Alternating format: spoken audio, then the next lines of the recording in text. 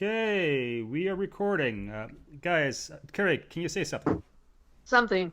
Great. Derek, go for it. Something, something. Amazing. Okay, let me get rid of all the stuff. Oh, look, show notes. Sorry, it's been a month. I'm under a lot of pressure, guys, okay? Oh, uh, yeah. You and me both, dude. Okay. Greetings. Welcome to the SciFi Pubcast, the podcast that tries to be a pub, and perhaps someday a pub that tries to be a podcast. And as always, we are looking for customers to visit our bar. So if you're passionate about something, you want to talk about it, you want to be on a podcast, well, let us know, because this bar is all about community. And I'm looking around, and we're back. We were off for a month because of life reasons, and we're back. And I have my two dedicated staff members here. I see Keri Simpson. Hi, Keri. Yeah. I'm awake. I'm sorry. I'm awake. I'm drinking. Thanks. Hi. Yes, yes. My month is already starting off at a very good clip. So right now I'm drinking. Absolutely, that's great. I don't normally day drink, but well, I had a beer available. Yeah. We do, and yeah. I needed it. Yeah, we do have special programs being the SciFi Pubcast to help our employees through any personal issues they may have. Just let you know, okay, Keri? I'm aware. I'm aware, but I will be throwing people tomorrow, so that will also take care of the personal issues. Okay, perfect. And we have Derek Beebe. Hi, Derek. Hi. You don't pay me enough to be dedicated, only present. Oh God, yes, because He doesn't pay either of us, dude. well, I pay you. Wait, you're not getting paid, Keri? No. Oh, No, I'm here. never mind then. I'm here for the fun and to keep the Ewoks from eating you. Forget I said anything. But I could let them at you if you, I guess, if that's what you want. Oh dear, dear. They're not going to find my money in my wallet. They don't care about money. They're hungry. Yeah, listen, I'll be happy if the Ewoks and they won't eat anything you cook. So yeah, I have to appease them somehow. Well, they're just picky then. Yeah. I won't eat anything you cook either. So what does that say? I'll just be happy if the Ewoks doesn't, unionize on me. So yeah, there's that. Well, I mean, it's good that they don't eat any of the food because that'd be really cutting into our profit margins. And Joel has to pay my exorbitant fee, so... Yes, absolutely. Yes. Thinking about moving someplace else, actually. But I digress. Okay, guys, we've been off for a month. I was actually in Turks and Caicos for a week down in the Caribbean for a holiday because I needed a holiday for like my own personal mental health reasons. And then I got back to Canada and promptly got sick. And that kind of put a not in damper the on head? things. Not in the head. Not in a good way. Okay. But I survived. Okay. And then, good. of course, work is really busy right now. So that's kind of my news and update, the nickel version of it. With me, my real job, there's changes happening, and it's great uncertainty in Joe's world right now. But we'll see what happens. But I also got an iPhone 11 Pro Max. Yes, that's right. I bought the best iPhone on the market because my other iPhone died, and this hopefully will last me for like 4 or 5 years. It's a bit pricey. I think of it as a capital investment. Really, I do. Mm-hmm. So, Keri, what's been happening in your world the last month? There's just a lot of personal stuff. Not anything I really want to talk about on the recording at the moment, but September. If you guys are on my social media, all you guys know that September was kind of fucked up, and October is going to be insane. So, like I said, I'm drinking at noon, and I'm probably going to go take a nap after this is over. Right. Talking to because Derek... because I won't have it. I won't have a chance to the rest of the month. Well, enjoy. And I know talking with Derek and myself, yeah, I can see how that drives people to drink. So. Well, talk to you, Derek, at least. Right. And Derek, what's been happening in your life? I also got really sick for a really long time. And then I went to Universal Orlando for a week and a half, so that was great. I got to ride the brand new Harry Potter Hagrid's roller coaster, which was really cool. Unfortunately, I had to wait 2 hours for it, and it was broken for a while. And I only got to ride it once because it was broken all the time. But the one time I did get on, it was really great. And I actually ate in the Harry Potter restaurants, which I've never done before. I had authentic English food like bangers and mash and beef pasties. I've been told not to pronounce it pasties, that's something else. Right. And I had the frozen butterbeer, which was so good because I remember I had the liquid butterbeer back in the day, and it was kind of good for a few sips, and then after that it got really disgusting and sweet. But the frozen butterbeer was good all the way down. It tasted like a root beer ice cream float with a taste of, I don't know, butterscotch or something. Oh, those are great. And I also went to SeaWorld, and I actually got this all-day dining deal that let you eat every 60 minutes. And I literally did that every 60 minutes. I would go into a restaurant and get food, and I would throw half of it away.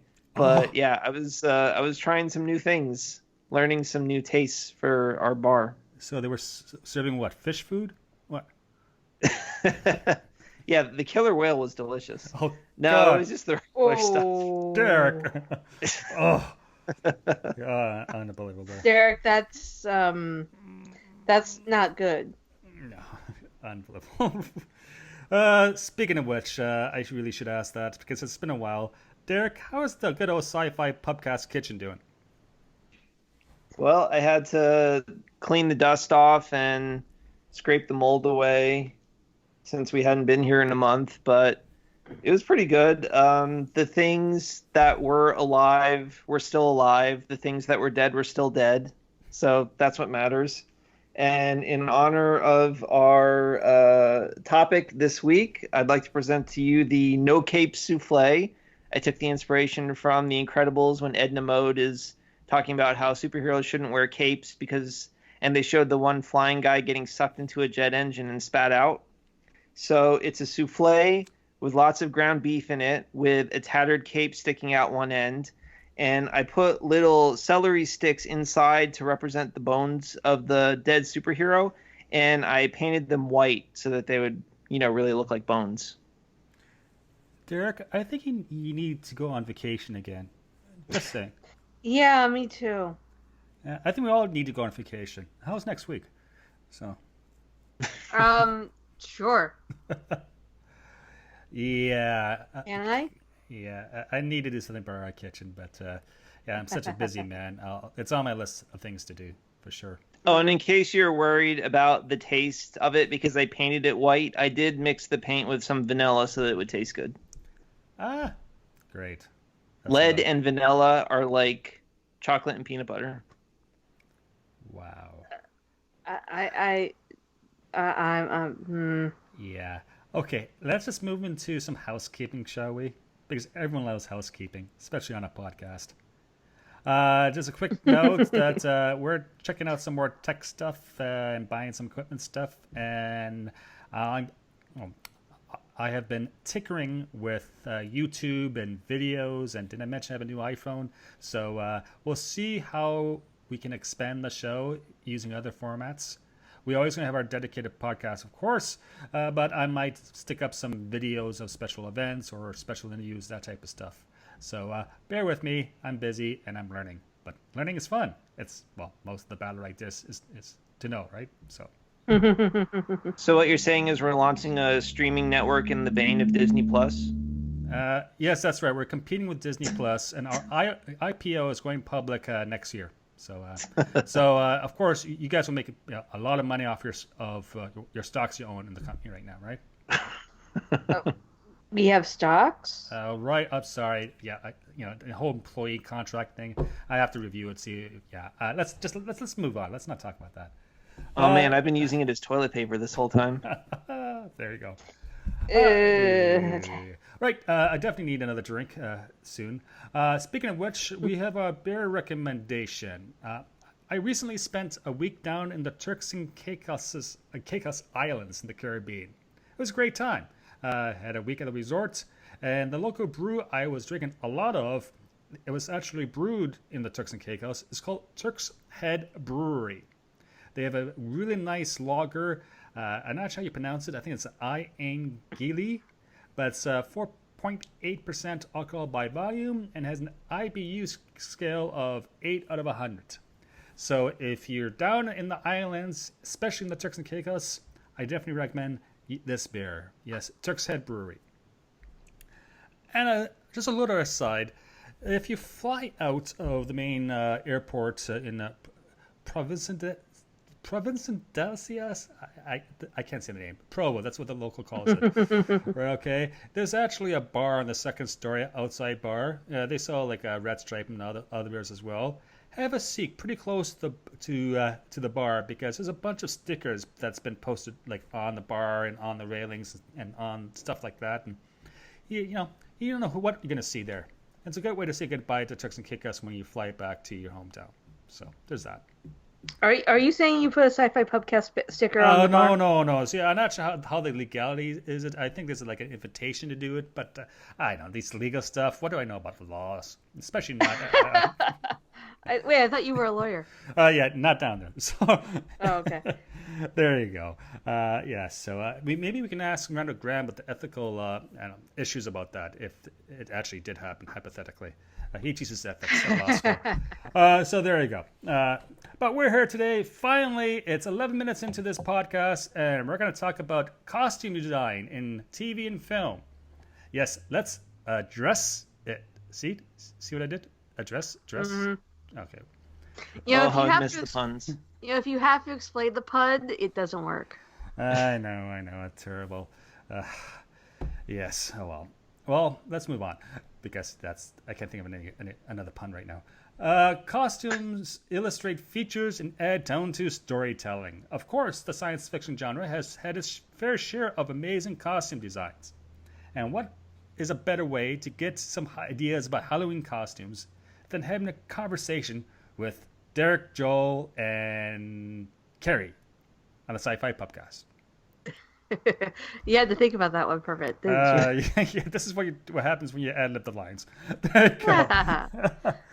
Okay, so costume designs. First thing up, guys. How important do you think this is to visual storytelling? Oh, very important. I mean, costume is one of those key stage tech things. I mean, let's just be upfront. Without stage tech, the actors would be naked and screaming in the dark. So stage tech is important, and you never want to piss off the techies. Because we do stuff. Yeah, or at least I used to do stuff. Yeah. I remember in high school when I was doing theater there for a bit, I went home with one of the props, like a prop gun, and yeah, I had to return it because it was some guy's project and he needed to get marked on that. Can you believe that? Terrible. So I did the right thing and I returned the prop to the fellow. So good job, Joel. Yeah. But then again, it wasn't a costume, and we were wearing like basic costumes at the time. We did a play. Well, I did go home with a couple of props after we were done with the run of a play, but only after we were done because I was also prop master for those. Oh, okay. Yeah, Excellent. get away with. So I know. Well, I can sew poorly. Haven't been in like in the military reserves and the cadets and all that stuff, and Boy Scouts, believe it or not. But when I see costume design, it's just more complicated and more of an art than just sewing things together. Because it sets the mood. Like if you have a science fiction show or TV or movie, you need to figure out what type of feel it's going to have, and there's been lots of different examples of that. Mm-hmm. Right? I don't know. Let's start this conversation off this way because how could this go wrong? Derek? Yes? What are your thoughts about costume design? One of my favorite things about science fiction and fantasy is the crazy costumes because maybe I'm just a child, but I'm always obsessed with color and motion. So my favorite thing is always, I hate to see a show where people are just wearing regular everyday clothes. That's one of the magical things about sci-fi and fantasy to me, that you get to see people in these crazy, colorful costumes that really pop to the eye, and that's also why I've always liked comic books as well, because I want to see people in these multicolored spandex outfits. And I was thinking about it for our podcast today, and it occurred to me that most of the superhero costumes that are so great usually run on a red, blue, yellow color scheme, which of course are the primary colors. And I never thought about it that way, but yeah, a lot of the most iconic costumes do the three primary colors, like Superman and Captain Marvel and Thor and Captain America. And I've always liked that color scheme, red and blue, with usually yellow for the highlights, like Superman's no, his trunks are red. Yeah, and then he has like the gold belt. Yeah. But yeah, I've always thought that costumes in crazy colors are one of the most important things about sci-fi and fantasy, and one of the things that makes them visually interesting, so that there's always something different and interesting on the frame.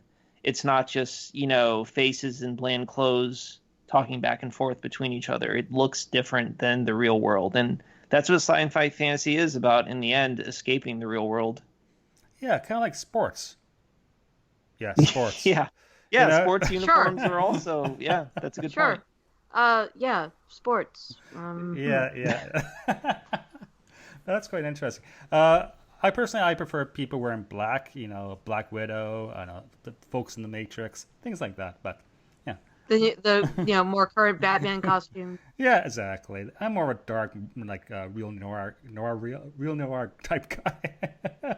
Well, I mean, it's good to have one or two characters in all black, but if they're all wearing black leather, it's kind of boring. Like the first X-Men movie kind of thing, Like, I don't like it when everybody is just all wearing the same dull color. I like there to be differentiation, which again is why comic books are so great, because everybody has, a different costume, a different color, a different scheme.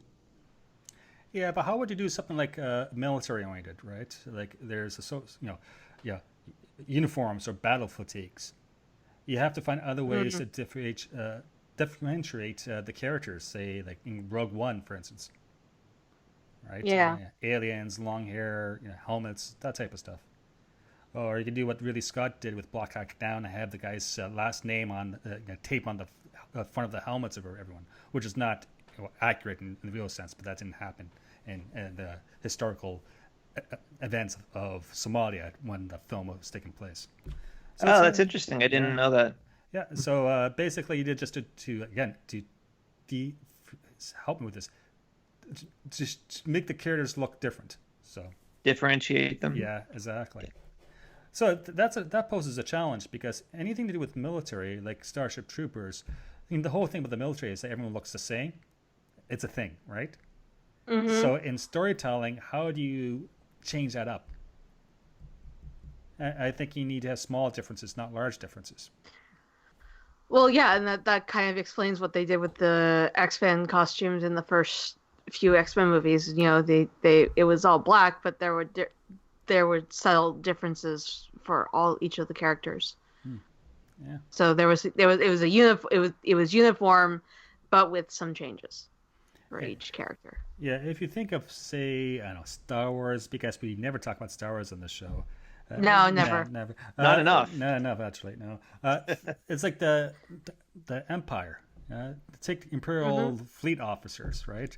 They all look the same for the most part, besides their centations and maybe their skin color, but maybe their accents. But there's a lot of British accents. Well, they get to have more fancy little colored dots on their chest emblem. Yeah. Yeah, sure. Yeah, so interesting. And let's see. I know, like, battle fatigues. My personal favorite, of course, is the still suits you find in the Dune movie, the David Lynch Dune movie. Just the idea of utility, and I think they're really cool looking. So that's. I like the way they're ribbed for their pleasure. Yeah. No. No. Yeah. So yeah. I'm just gonna move on. Yes, thank you, Joe. Dress uniforms. I'm trying to think of examples of dress uniforms in science fiction. I know Star Trek had a bunch, right, with epaulets and the cord that the people see like for like aide de camps. Yeah. You got I know Thrawn in his white little dress uniform, which is great. Well, I think the Grand Admiral's dress uniform was all white. Yeah, in amazing. general. Yeah. What else? I think there's dress uniforms in the Expanse, of course, but we don't see nearly enough dress uniforms because you want to have a sharp looking dress uniform. That makes like a service, I think of the dress uniform of the United States Marines. It's visually eye catching and it's sharp. Yeah, I can see that. So and that's a real life example. Yeah, but it's hard to come up with good ideas in science fiction that's never been used before. So, yeah. What else, guys? Since we mentioned Star Trek, do we want to run down the different eras of costumes and say which ones we liked and didn't like? Sure, why not? If you want to go for that, we can. All right, so we start with the TOS era. I think it looks pretty good because, again, you've got bright primary colors, so it is pretty comic booky looking. And then we move into the movie era. Now, I actually like the movie uniforms. Those are the ones that were just kind of like all red. And yeah, they kind of have as of Star Trek 2 when they do the Monster Maroon. Yeah, like didn't they have kind of like ribbed epaulettes on the shoulders, if I'm remembering correctly, and then a white undershirt? Uh-huh. Yeah, I always thought that was a pretty spiffy costume. I liked those. And then Next Generation, we're kind of back to the brightly colored skin suits. Mm-hmm. And I think that it looks better when it's a thicker material because when you're wearing it was practically spandex and it didn't always look the greatest on everyone. So I think it looks better when the material's a little thicker so it can, hide things a little better. Mm-hmm. Like my favorite Star Trek uniforms were the First Contact uniforms that were used in the later seasons of Deep Space Nine. First of all, I really loved the blue and black coloring, and then you would have, like the neck would show what your track was, whether your security, command, science, etc. And I always thought that looked great. Again, it had those kind of ribbed shoulder epaulettes that I always thought was nice, and it was kind of a thicker material, so it didn't look like they were wearing a leotard, and they had like someplace to put their hands in pockets and things like that. So that was always my favorite. Interesting. Yeah, I like that. I like what they've done with Discovery with the way the utility uniforms are all like kind of the same color except for you have the medical whites, and then you have the different tracks are designated by the basically the highlights on the uniform. So you have the gold is for command. You have the gold on the side for command and bronze for cadet and engineering and stuff. Yeah, I'm struggling to remember what the disco uniforms look like. Don't they kind of look like First Contact uniforms? Just a little different? No, not really. They're a little they're more. Jeez, I don't remember right now off the top. Yeah, of my well, head. in either case, I think those look good too. I mean, because again, they're not too thin. And then the reimagining of the classic TOS uniforms for disco were also really cool. Yeah, those look good too. Yeah. My question is, can you wash them in like a washer and dryer, or you have to dry clean them? That's always a problem, in real life. I think you just atomize them and then replicate new ones. Does that cost extra? You can get it back before Sunday. Well, you should have at least 2 or 3 on hand anyway. It's kind of like a martial arts gi. You should have if you're training every day, you should have at least 2 or 3 gis that you can rotate through, just so that one or two can air out while you're using the other one. Yeah, true. Yeah, just trying to think. It's like cold water only, or can you put on hot water? Actually, I did that when I was Turks and Caicos. This is a true story. I bought a really cool linen shirt. It was a very expensive shirt. I don't want to say how much, but it was really expensive. And I got home and I of course washed it, and it shrunk on me. It was for it was a large. Now it's like an extra small. Yeah. Mm-hmm. Yeah. So. Yeah, that happens too. That happens. I gave it away to a friend of mine, but still, It's costume design. It has to be useful. It has to have some utility to it. It has to be practical. That's Right. in some ways. Yeah. Speaking of practical, because of course we're talking about science fiction, is that there's a thing about spacesuits in science fiction. Like every Yes. astronaut movie out there has its own version of a spacesuit. Mm-hmm. And you think about it: Interstellar, The Martian, Ad Astra, which I just saw 2 weeks ago. It's that was an interesting movie. I don't think it was quite enjoyable. I would not use that word, but Brad Pitt did definitely do great acting, considering he was wearing a spacesuit for most of it. But yeah. So I assume that was more of an intellectual than an action movie. Yeah, definitely. Yeah. You will hate it, Derek. That's not your movie. You will walk. Hey, I out liked in front- Arrival. Arrival was tough, but no. Ad Astra is talking about more about the the human condition than say space exploration. If you read through all the metaphors, but So it's kind of like The Expanse. no, not even close. I you know what I know you say not even close, but at least for the trailer I saw for Ad Astra, I did get a bit of an Expanse vibe off of it. Yeah, okay.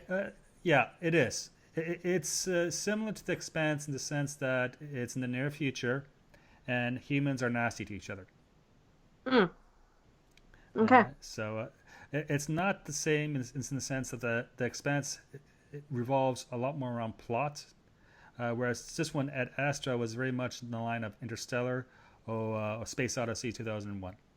So there's a lot of little homages being paid with in terms of film language and how the plot unfolded. Okay. But it's quite nihilistic in many ways. So, yeah. So if you like drama, because I think Brad Pitt's going to be nominated for one of the best actor, like a best actor nomination for the Oscars, because he was really good in it. You go see it. If you want to spend 2 hours in escape from your real life, this is probably not the movie to go see. Yeah.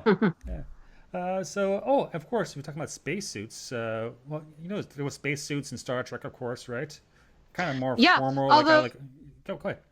Well, because and they kind of translated this into the first movie, but they don't actually talk about it as much. But in the animated series, they had force belts, would generate a force field. So if you accidentally got sucked out into space due to a hull breach, it would activate and it would help you survive.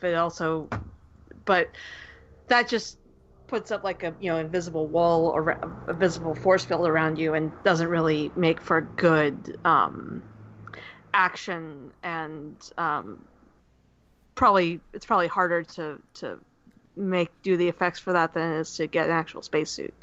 Yeah, that's true. I'm just thinking of the spacesuits prototypes that say SpaceX is showing on its social media. And how vastly different that is to the traditional NASA or cosmonaut or whatever the term is for a Chinese astronaut. Trotonaut? This name escapes me. But it's so vastly different. It's like right out of a Paris fashion runway. And next stop, Mars. Let's go. Yeah. Yeah. Joel, do you have a particularly favorite spacesuit? Because to me, I don't know, when it comes to the spacesuit, they all just kind of look the same to me. I don't really pay attention to the design that much. Actually, I like that one from The Martian because it has this orange thing going on there, so it's just not gray. Right? And yeah, let's be colorful. And like orange represents safety in terms of like transport, so it makes sense to me. Yeah. Right. But of course, the whole orange versus the red planet, which I think is really blue in reality. We talk about Mars, like the sand. Yeah, it's hard to tell. Wait, what? The sand of Mars is blue? It's like very pale light blue, not red. Huh. Yeah. What? It doesn't look like that in the pictures. Yeah. I mean, like they've shown pictures of Explorer down on the surface. That would be Viking, and they have all the different robotic. What do you call it? I can't even think right now. Probes? Not pro. Rover. Rover. Thank you. Yeah. Yeah. No, I think it's how they do the light filters, right? So with how they get the imaging back, Oh, they interesting. right. I've read articles. It's kind of like blue. Other articles like it doesn't really matter. It's how you perceived the photography once it's processed back on Earth. So it's kind of like the same principle as if you look at a vein, your blood is blue, but when it's exposed to the air, it's red. Yeah, I don't know. I'm not qualified to say, but I'm sure if people Google it, they can find information on it. Yeah, Interesting. yeah. I really want to color this conversation this way. So right. Then there's exoskeletons. Yeah, there was this Tom Cruise movie, and you see someone like Expanse. It's like these like having a person in like a mech suit. Yeah, like a mech suit, or upgrade it and you like being like from Pacific Rim, like in a Jaeger. That's a mech. Yeah, that's a mech. Yeah, like a mech Jaeger or a Gundam or something like that. Yeah, like think about that. It's like, is it a costume? But in storytelling, of course it is. It makes sense. You want to be like a big badass, right? Sure. I don't know if Starship Troopers invented the mech suit, but I know that the novel was one of the most popular uses of it back in the day. They don't use it in the movie, but in the novel they actually do have mech suits that give them like superhuman strength and jumping and stuff. Nice. Yeah. So yeah, I'm actually working on one right now in the garage, but I'm trying to get a patent for it, so I don't want to say anything about it. So there's that. Yeah. Well, I mean, you just gave it away for the rest of us. Oh right. Okay, I must edit that one out. Okay. Yeah. I thought you didn't edit. Sometimes I try to be honest to the conversation. Right. What else? There's tons of super funky costumes out there. Personally, I like you think about it. Hunger Games. Look how outrageous the future is in Hunger Games in terms of fashion. Well, it depended on which. I mean, I've only seen the first movie, but it depended on what area of Panem you were from. Of course, because if you have money and you're rich, you can take part in fashion. If you're poor, no fashion for you, or it's going to be very basic fashion. Yeah. Well, and also there was the mining districts, and then there were the agricultural districts and the fishing districts, and each district kind of had costumes that kind of were made sense for the kind of industry that they were responsible for. Yeah, definitely. Yeah, but even things like wigs, so the use of makeup to augment the costume design. I forget how much they went into it in the movies, but I know in the books they talked about how in the capital sector people would actually like splice their genes so that they would be half cat, half dog, things like that. Wow, that's like a horror show. Oh, wow. It is. It totally is. Keri, did you just not care enough to finish out the series, or had you read the books? I read the books. One of my coworkers handed me the books. Said, "Here, read these," and I just haven't gotten around to watching the rest of the movies yet. Mostly because I was kind of worried that they would not, that the last two movies would not follow the books as closely, and I think what I've read they kind of did, but I was kind of amazed that they would go there. I only read the books once, so I don't really remember the differences anymore. Yeah, and the books were really good, but the ending just sucked. It sucked in a good way. It's like I've kind of compared it to my best friend. I kind of compared it to like the end of I think it's Saint Camber trilogy of the Darnay series. But that's a little bit of an depending on which circles you run in. It's a bit of obscure fantasy novel. Clearly, you guys don't hunger for the franchise. I'll get around I to it actually eventually. did like the books and I like the movies, and I'm looking forward to that prequel novel that they just announced the title of coming out next year. Cool. Mhm. You know what other film that was really cool in terms of fashion, and there was a lot of costume design that was very specific to the movie? Huh. I'm talking about The Fifth Element. Of course, Oh, Oh yes. yeah, that's a director great visual movie. Luke Yeah, Benson, who just did a couple years ago, was it the Valerian? What's the one that came yeah, out? Valerian. Valerian. Yeah, Which I did. that one was Eh. kind of okay, but there was. Oh yeah, now that you mention it, I love the combat slash space suits in Valerian. I thought they looked really good. Yeah. Yeah. Oh, yeah? Cool. Yeah. I'm not sure. I just think that when things are over the top, it's amazing, right? Yeah. And what's really neat too is that if you Google it, there's a Vanity Fair article from like 2017, I want to say, that's about how real life fashion kind of is influenced by science fiction movies. And they show a bunch of examples from the Hunger Games, from Star Wars, from The Fifth Element, how it's like actually dictating fashion in some sense. Yeah, I go walking around in strips of toilet paper all the time now. Exactly, and no one's surprised about that, Derek. Yeah, just don't do it anywhere near me. Yeah, and I wouldn't suggest crossing an international border, but it's just saying. I got my passport now, so I can do it. Oh God, yes, Oh. I'm 6.5 hours north. You've warned us all, so the proper authorities can be called. Thank you. Unbelievable. You know, I think when it comes to science fiction films, I like the old science fiction of like the 1970s, like the original Blade Runner. In terms of fashion, how can you beat that? Because Right. because it was just so unique and new and add to the world of Blade Runner, to the story. Mm-hmm. Right? And you have this fusion of Asian culture with European culture. Amazing. Yeah. Yeah. And then you go back to say, the 60s. There's something about 60s movies and early 70s movies that, in terms of any art, not just science fiction, is that they really liked the costume design. And they were so vastly different and outrageous compared to what was in film 10, 15 years before. Mm. Yeah. If we're talking great older designs, let's not forget Sean Connery and Zardoz. Oh, yes, that's amazing. Love that one. Yeah. I've never seen the movie. The only thing No, I've seen I've of it never is that image of just him that in like a image, red yeah. Speedo. Oh, dear Hey, God. you know what? If you got to rock the red Speedo, I mean, Yeah. Then, of course, this, what's the one with Jane Fonda, Barbarella, Queen of the Galaxy. Yeah. I've not seen that either. Listen, me neither.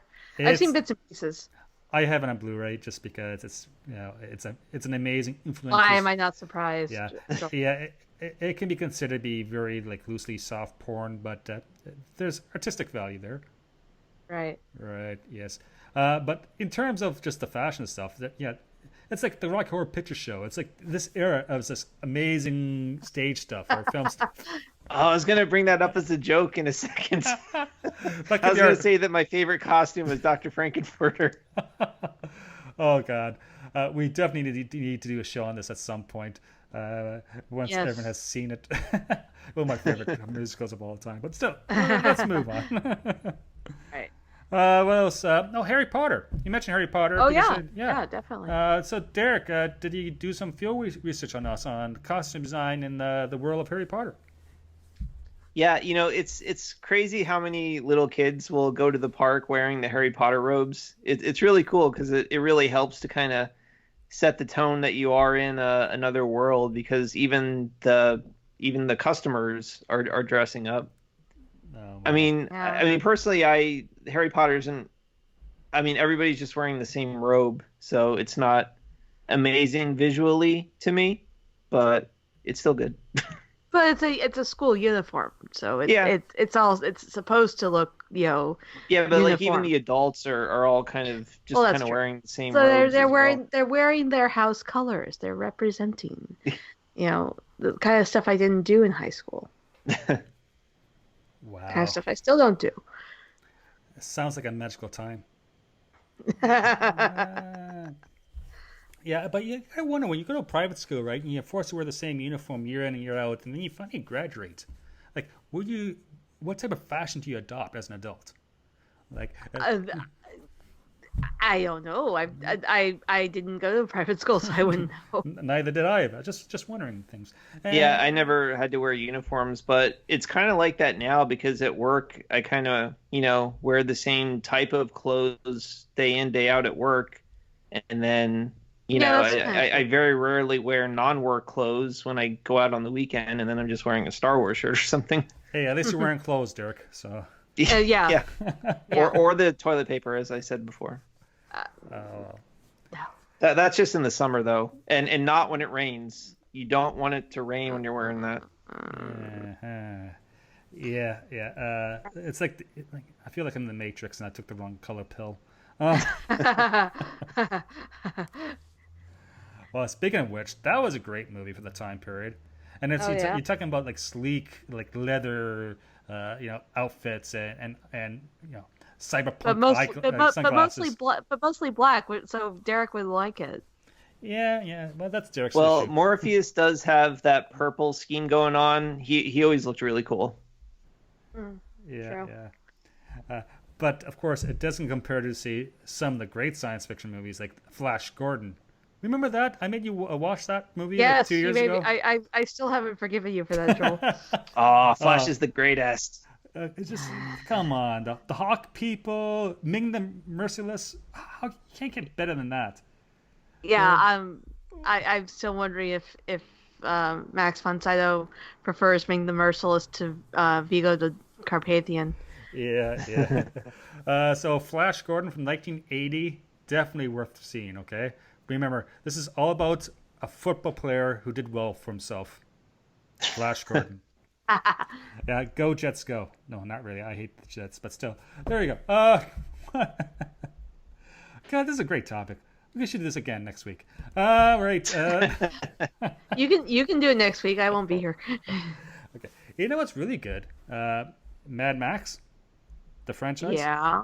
So, I haven't seen them. I've seen bits and pieces of clips. Keri, you have such huge blind spots in your I know. I was too young to have seen any of them at the time, and I just never got around to it. They're on my list. Yeah. It's a long list. Mad Max and is I a good have a example lot of time. because Go ahead, Dirk. Mad Keep Max going. is a good example because they really do have really crazy S&M outfits, and it's very visually interesting. I mean, even like what was Tina Turner's character, Auntie something? I don't Or was she just Auntie? Well, I mean, like she looked really cool because I mean she wasn't wearing like an S&M outfit. She was kind of wearing this like weird mesh metal thing with like huge shoulder pads, and I mean everybody there had very 80s. a really cool outfit. Oh yeah, and in Mad Max Fury Road that came out in 2015. Guess what movie won Best Designer at the Oscars? Mad Max? Mad Max Fury Road. It was a person by the name of Jenny Bevan who actually won it. That's amazing. Nice. A science It fiction is. winning an Oscar for Best Design, like costume Yeah, design. normally they give it to a historical film. Yeah, so that's kind of cool. Yeah, I can't wait until they do another sequel because that was a great movie, Mad Max Fury Road. But Yeah, I need to watch that again. It's amazing what they achieved practically yeah. with all those stunts. Well, if I ever have a week off where I don't actually have to leave the house, I will maybe sit down and catch up on movies that I have the backlog that I have not seen yet.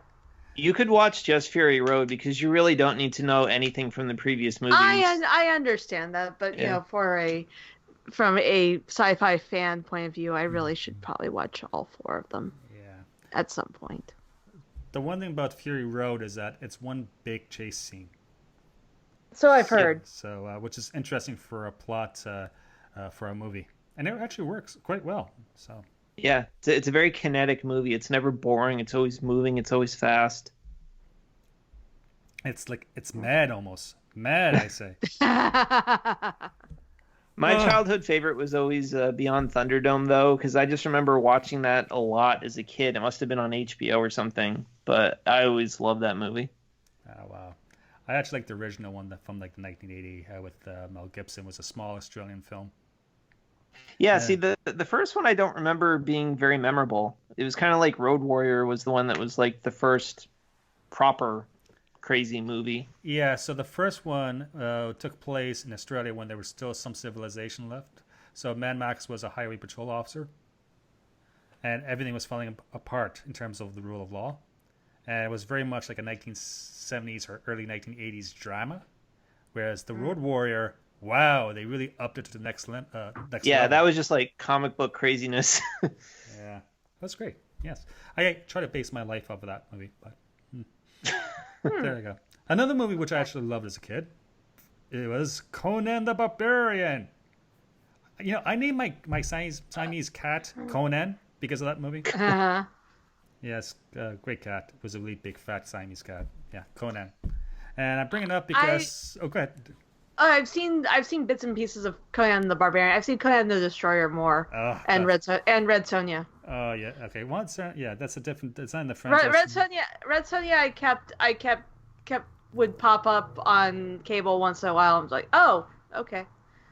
Yeah, there's something. And same with Conan the Destroyer. I never. Conan the Barbarian never got never came up as frequently. Yeah, for some reason. There's something to be said about this, sword and sandal type movies, especially from that like sword and sorcerer type movies from this era, because which is not amazing. Which is never practical for from a fighting standpoint. It's like, you know how annoying it is to get sand in your sand in your boots when you're in combat. And then you just like the sandals are an open invitation to just like just up that factor. It's crazy. Not to mention in your prison wallet. Oh God. You know who didn't like sand? Anakin Skywalker. But let's not. That's true. No.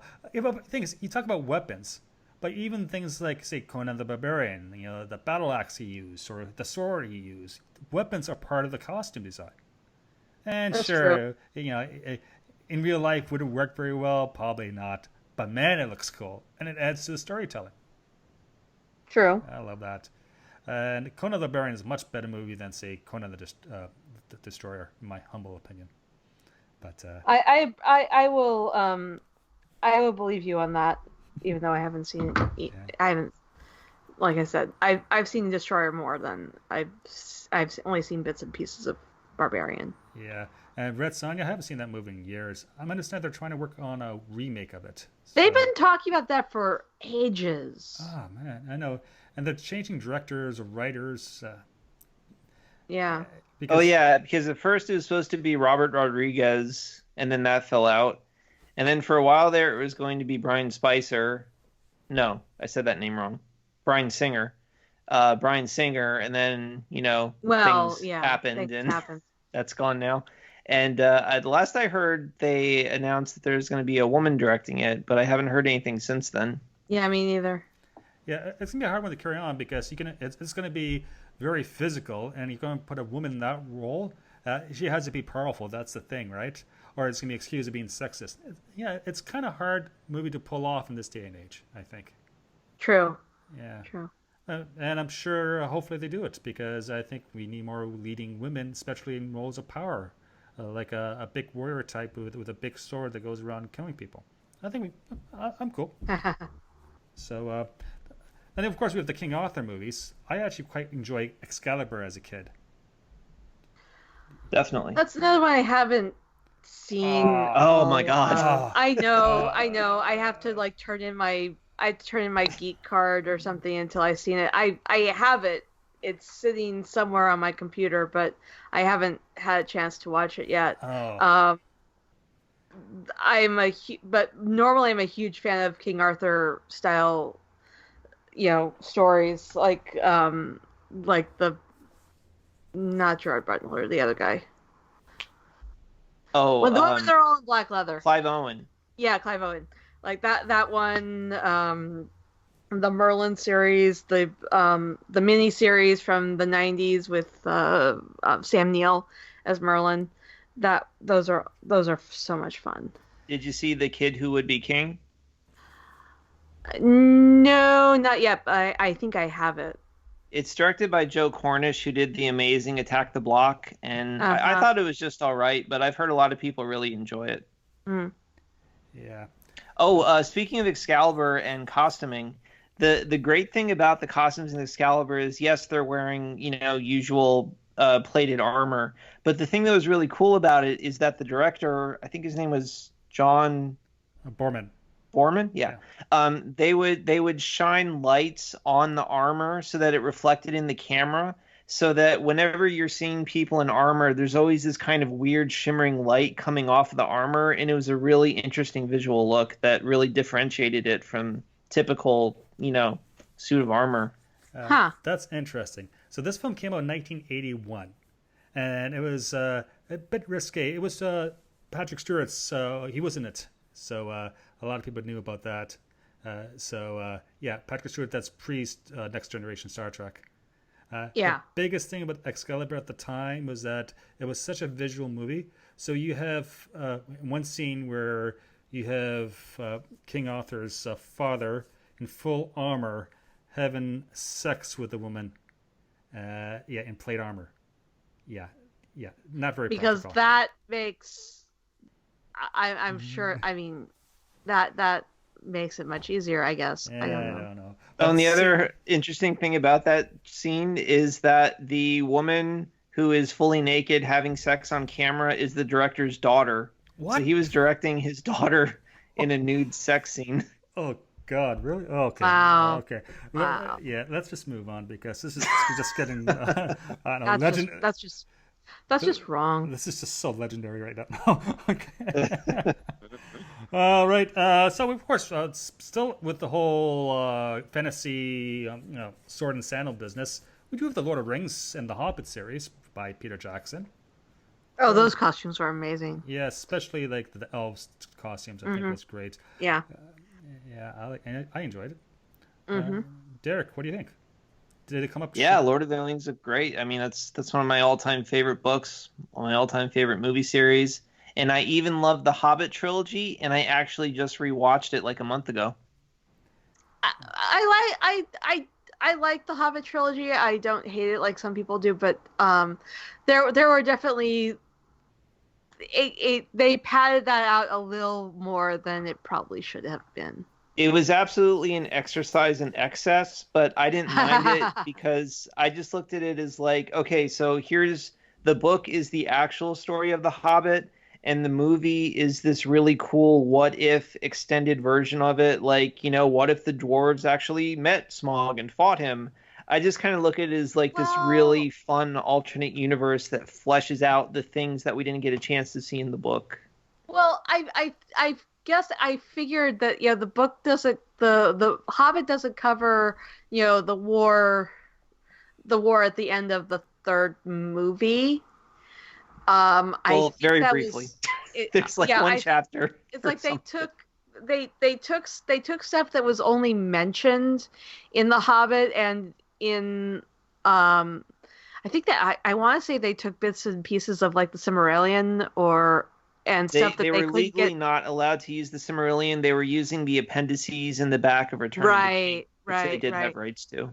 Yeah, because they also didn't get into, because in the Lord of the Rings trilogy, the movies, they didn't get into a lot of the end of that trilogy either, with the Scouring of the Shire and stuff like that. Yeah. So I think they were trying to make up for that when they were doing The Hobbit. So I am much more forgiving than some other people about what they did with The Hobbit. But I understand why it's not as well liked as the other trilogy. Yeah. I mean, I'm not saying it's better than Lord of the Rings, but it's just sheer fun. I just enjoy it so much. Yeah, and there is a slightly dwarven side of me that really liked getting to see Legolas get his ass kicked in the second movie because he was a dick. He was a dick in that movie. I just thought the Hobbit movies kind of dragged on there for a bit. Drag on? Forget it. Right. You've Aragon too far. Yeah. Yeah, there we go. I won't make it a Hobbit, so... okay. We do have the movie Dune, which I quite like. And as we have already talked about that. Anything with an Imperial Court, I think is cool. Mm-hmm. But even things like... it doesn't have to be an Imperial Court. Like, you take the Canto Bite scene in The Last Jedi in Star Wars. That's kind of cool with all the costumes. With all the high society people, yeah. Yeah, or low society, the original cantina scene from the New Hope. Wow. That's true. Yeah. Marvel and DC, we spoke about that at the beginning of the show with bright costumes and things like that. Mm-hmm. I don't know. Any other movies you can think of that we've missed? I know we kind of... Well, for Star Wars, we have to mention the Stormtrooper and Mandalorian armor. Those are so iconic and great. Oh, yeah, definitely. Yeah, definitely. We can do entire podcasts on stuff like that, and people do actually. Mm-hmm. Yeah. Mm-hmm. You know, someday I might actually join the 501st, cosplay unit out there, organization. Ooh, are you working on a costume? No, I really should, but I go to all their parties at Celebration, so. Okay. And I'm a big supporter.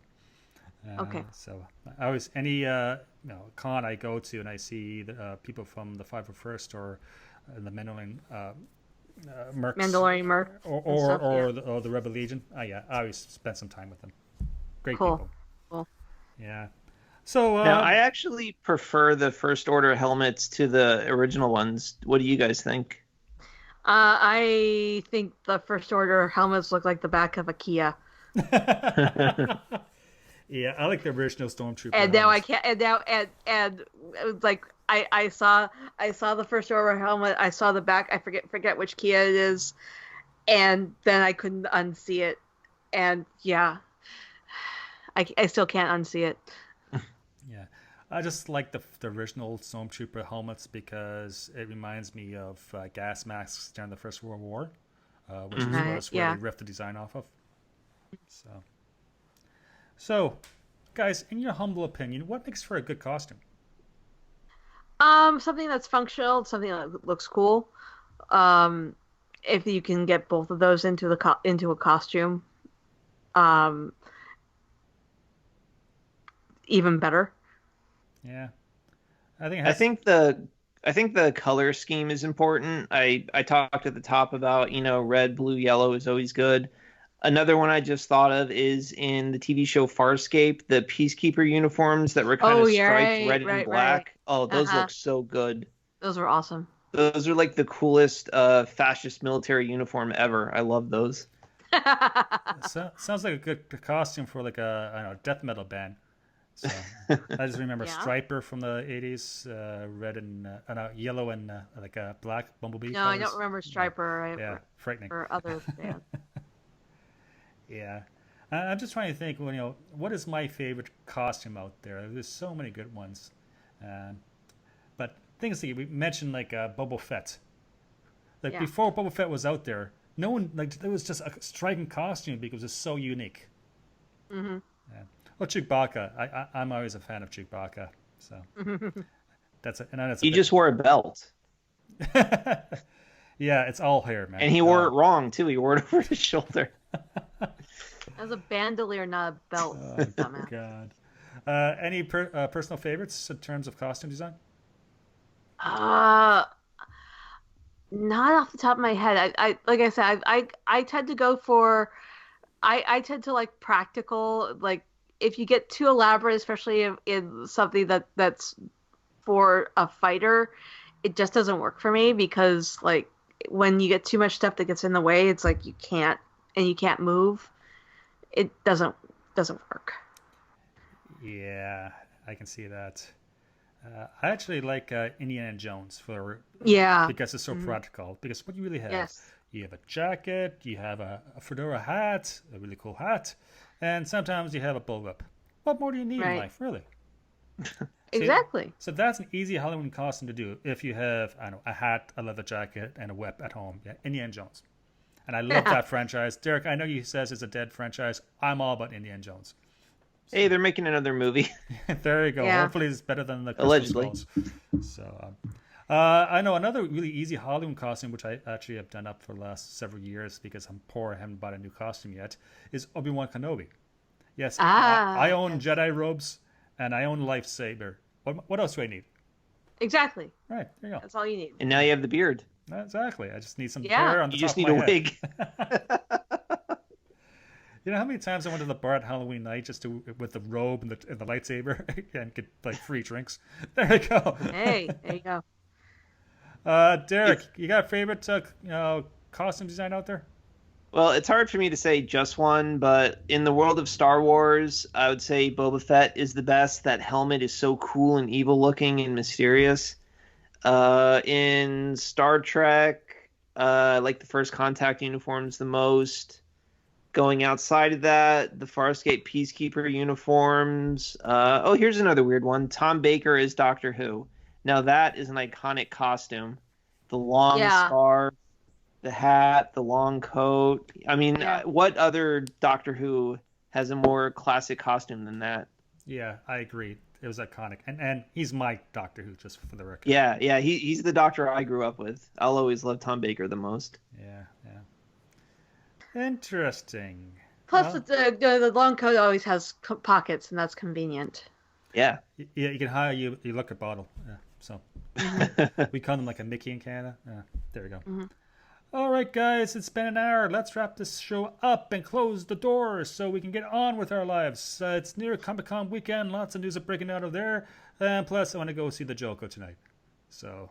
Oh, I'm semi-jealous, so I'm also too busy to go see it right now. Any last thoughts before we shut the doors? I don't think so. Wish me luck. Man, I applied to Pitch Wars. It's where you submit a query for your novel to a group of established authors and agents, and if they pick you, they will help you edit your manuscript and find you an editor, an agent for free. So fingers crossed on that one.